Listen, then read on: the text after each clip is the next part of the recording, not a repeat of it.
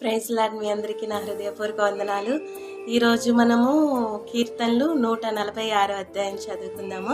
146 అధ్యాయంలో 1 నుంచి 10 వచనాలు ఉన్నాయి. ఆ 10 వచనాలు మనం చదువుకుందాము. యెహోవాని స్తుతించుడి, నా ప్రాణమా యెహోవాను స్తుతించుము. నా జీవిత కాలమంతయు నేను యెహోవాను స్తుతించెదను. నేను బ్రతుకు కాలమంతయు నా దేవుణ్ణి కీర్తించెదను. రాజుల చేతనైనను నరుల చేతనైనను రక్షణ కలుగదు, వారిని నమ్ముకొనకుడి.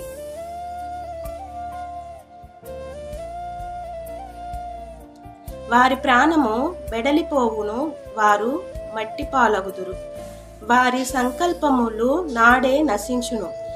ఎవనికి యాకోబు దేవుడు సహాయకుడగునో, ఎవడు తన దేవుడైన యెహోవా మీద ఆశ పెట్టుకొనునో వాడు ధన్యుడు. ఆయన ఆకాశమును భూమిని సముద్రమును దానిలోని సర్వమును సృజించినవాడు.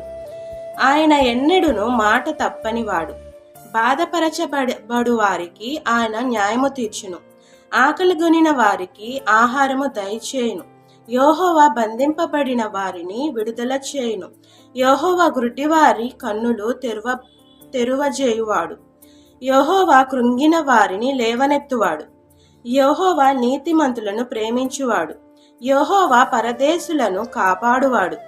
ఆయన తండ్రి లేని వారిని విధవరాండ్లను ఆదరించువాడు. భక్తిహీనుల మార్గమును ఆయన వంకర మార్గముగా చేయును. యెహోవా నిరంతరము ఏలును. సియోను నీ దేవుడు తరములన్నిటను రాజ్యము చేయును.